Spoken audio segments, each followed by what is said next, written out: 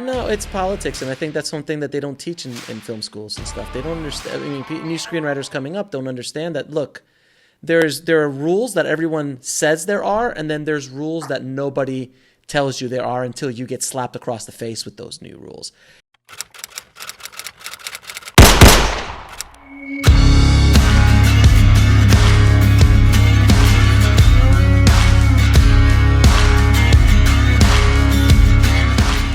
And you are a perfect example, and Paul's a perfect example of that, that things happen, especially when egos get involved, especially when big names get involved. And a lot of times they're like, well, who's that? Well, that's an ant. Let's just crush that and move that out of the way.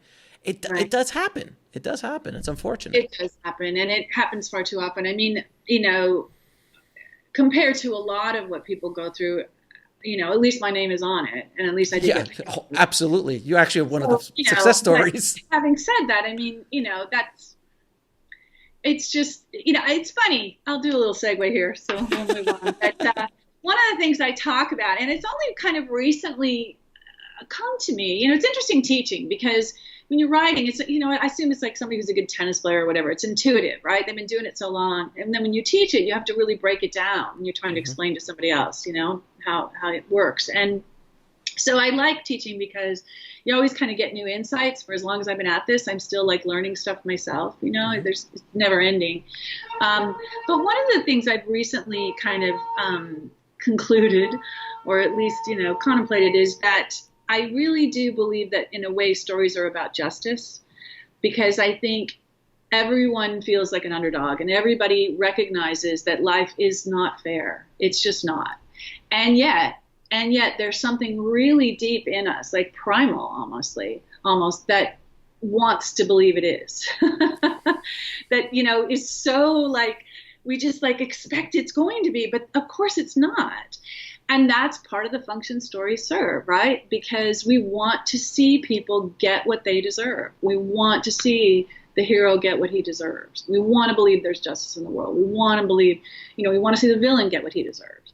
And, and that leads to the whole zeitgeist thing about superheroes now, because I think everybody feels so powerless. But, Well, I mean, I always use this as an analogy, because what you just said is a perfect analogy for arguably my favorite film of all time, Shawshank Redemption. Yeah. Shawshank Redemption, people are like, what is about that movie that, I saw that movie when I was 20 something, where I literally probably still thought Jean-Claude Van Damme was the greatest actor of all time.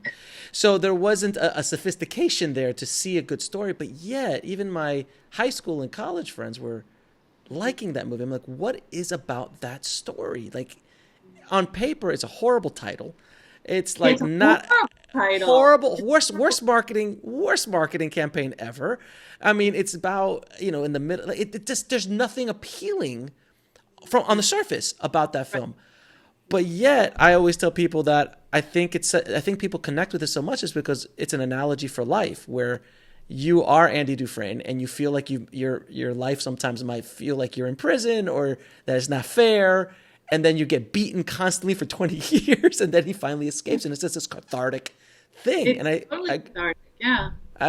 So that's why I just thought of that when you were saying that, because I feel it's very much. What do you think about it? I'm assuming you like that. If not, you're dead inside, and we can't keep talking. I haven't seen it as many times as you have. I remember it very fondly. But you're absolutely right that it is a lot of people's favorite movie. Like, if you're on Twitter and people name things, that movie comes up a lot.